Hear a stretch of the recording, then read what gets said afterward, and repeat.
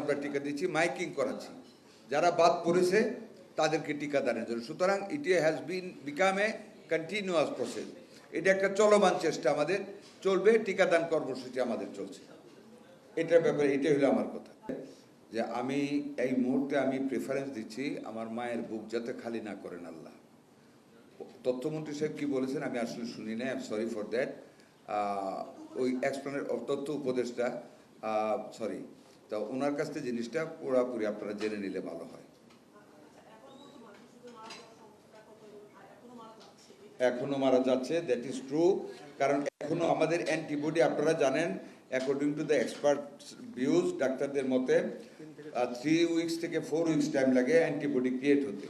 তা আমরা যেই টিকাটা 20 তারিখে দিয়েছি এটার জন্য কিন্তু 3 to 4 উইকস টাইম লাগবে। আরেকটা জিনিস আপনাদেরকে জানার জন্য আমি বলি খুব ইয়ার সাথে, যে আমাদের কালকে সিলেটের হাইয়েস্ট ডেথ ছিল 5। আমি ওখানে আলাপ করলাম ডাইরেক্টর এবং সিভিল সার্জনের সাথে, মানে তার মধ্যে 2জন বা 1জন রুগী বাদে সবগুলি রুগী একটাও ভ্যাকসিন দেওয়া না, যারা ওই ভর্তি হয়েছে মারা গেছে 5টা বেবি, একজনও ভ্যাকসিন দেওয়া ছিল না।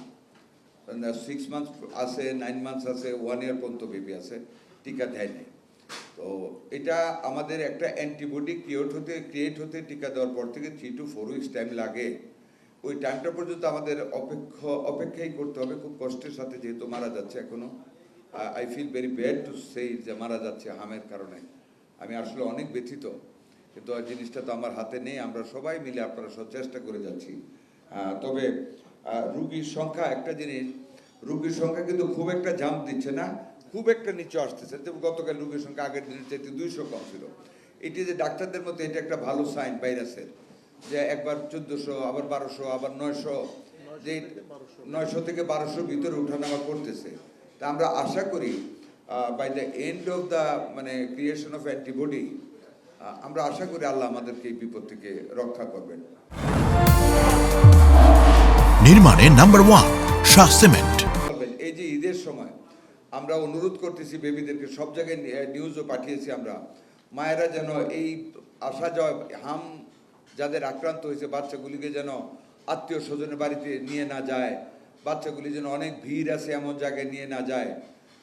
খুব চিন্তা শক্তি নিয়ে খুব সতর্কতার সাথে যেন হামে আক্রান্ত বাচ্চাদেরকে, অথবা হামে আক্রান্ত বাচ্চার কাছে নিতে যাতে চেষ্টা না করে ভালো বাচ্চাদেরকে, অথবা হাম আক্রান্ত রুগীদেরকে যাতে অন্য কারোর সাথে মিশতে না দেয়, ব্যাপারে আপনারা একটু সতর্ক করবেন সবাইকে। কারণ এটা হাইলি ছোঁয়াচে রোগ, এটা তো সংস্পর্শে গেলে, শ্বাস প্রশ্বাসে দৈহিক সংস্পর্শ লাগলে এটা ছড়ায়, কাজে এটা থেকেও সবার চেষ্টা করতে হবে। তবে বিশেষজ্ঞ ডাক্তাররা প্রিয়ান করতেছেন যে ফ্রি মিক্সিংয়ের ফলে এই ঈদে বাস যাত্রা, ট্রেন যাত্রা, আত্মীয় স্বজনের বাড়িতে বেড়াতে যাওয়া, এইভাবে যদি হাম রোগীর সংস্পর্শে ভালো মানুষগুলি আসে, সুস্থ বাচ্চারা, তাহলে দেয়ার ইজ এ পসিবিলিটি, একটা সম্ভাবনা থাকবে আরেকটু বেড়ে যাওয়া।